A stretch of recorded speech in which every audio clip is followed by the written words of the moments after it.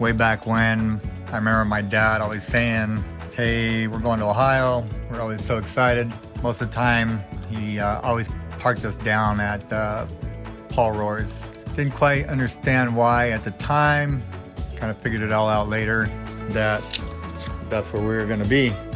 We were all very happy about that, mostly because that's where most of the fun was and all the good times and the fact that we could just do whatever we wanted to do and didn't have to worry about it. He didn't have to worry about us. And of course, we were not going to get in trouble because we're at Uncle Paul's. So we have to thank my mom and dad and your mom and dad for making sure that we all stayed down there, stayed safe, and had a great time.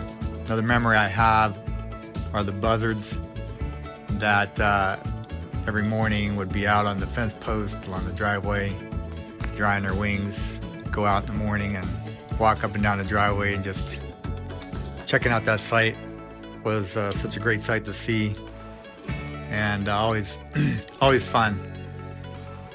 But then I guess another memory I have is riding Roxy.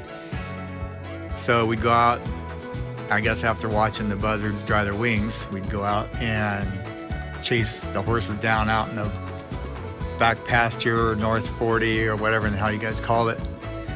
Back there where the tombstones were, way back in the corner. And grab the horses, bring them back to the barn, saddle them up, and get the ride. Fortunately for me, Matt would always let me ride Roxy, and he would ride one of the rougher ones. And I would always have a good ride, good time, enjoyed the horses. Then one other good memory, I guess, is going down to the tavern, hanging out with Uncle Paul and my dad. They're down there drinking, whatever time of the day it was, I don't know, but going down there and hang out with them. We wouldn't be able to get to drink, but we'd be able to get to hang out. So those are some good times. Had some great times down there and always some good memories.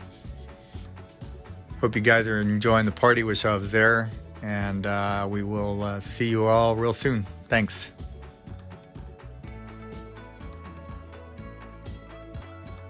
The one thing, or the main thing that I remember about Epaw is just how he made everyone feel, and just being around him was just such a light. And Epaw was never trying to be like someone else. He was just completely himself. And you know, anyone that knew him loved him. And I think that that's like the main thing that I remember about him. And just like every time I hear a story about him, that's just exemplified. So I would say that if I remember anything, it's mainly that. And Quinn and I were actually talking earlier about how we remember a story about how we were at your old house. And Eric was like, he had just peed in his boots and he was like sloshing or something. And I don't know if this is the same time or the same, but I remember Epaw was like on the porch. So I don't know if these two stories are the same at the same time or not. And then maybe they aren't, but Epaw was on the porch and he was like on his guitar or whatever it was. Maybe it wasn't a guitar, but he was just singing. And it was just like such like a little special night, just thinking back on that, because we were just all like around and eating and just like casually, and we were just talking, and he was just there singing because that's just what he liked to do. Just make everyone feel like they were having a good time, and we all were. So that's probably the story, or what I would have to say.